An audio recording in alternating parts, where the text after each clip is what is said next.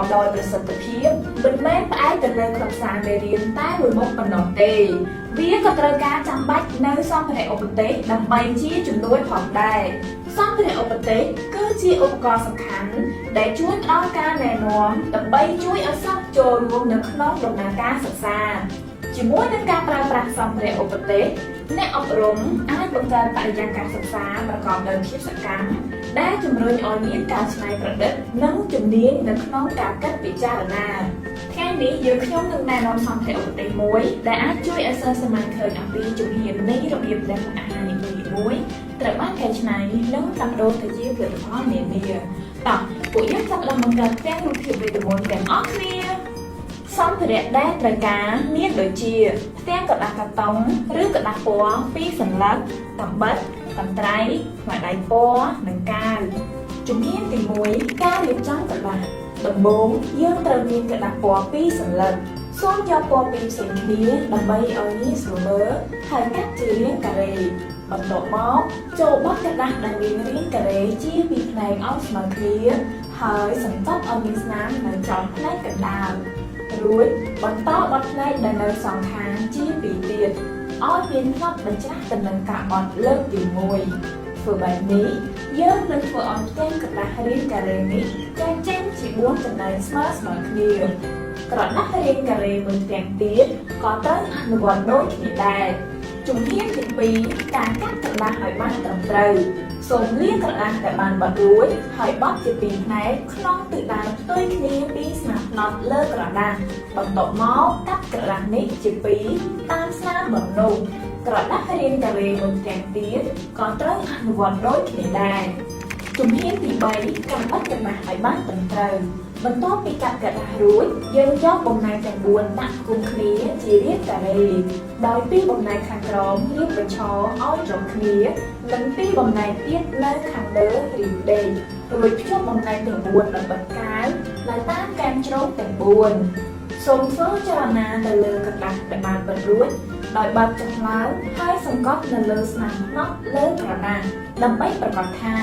វាដំណើរការមុននឹងបត់រូបភាពមុខអាហារទៅលើផ្ទាំងក្រដាសជំហានទី4ការរៀបចំរូបភាពនៃអាហារកែច្នៃចូលបោះពុម្ពឬព្រិនរូបភាពជាពណ៌ធម្មជាតិនៃដំណើរការកែច្នៃទាំង4ជំហានចាប់តាំងពីទ្រពសណ្ដែកទៅជាទឹកសណ្ដែកទៅជាតៅហ៊ូស្រស់និងចុងក្រោយទៅជាអាហារធ្វើពីតៅហ៊ូ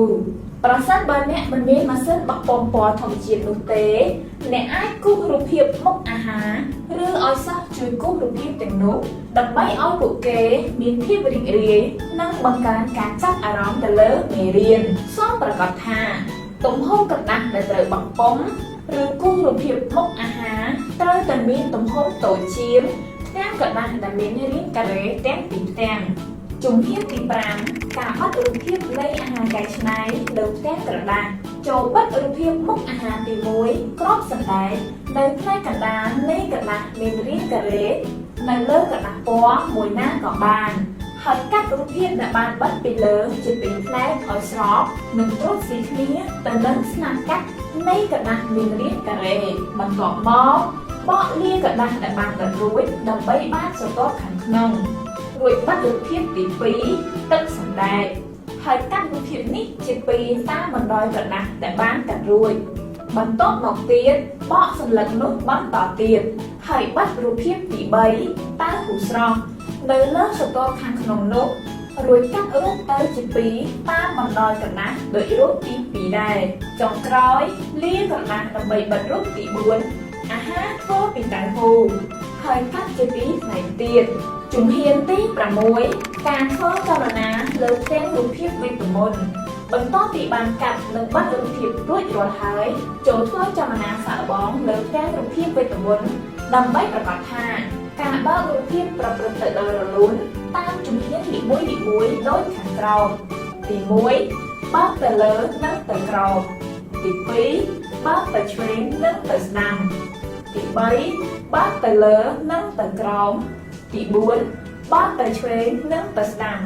នោះទាំងរូបភាពវីតាមីននឹងត្រឡប់មករកសភាពដើមវិញ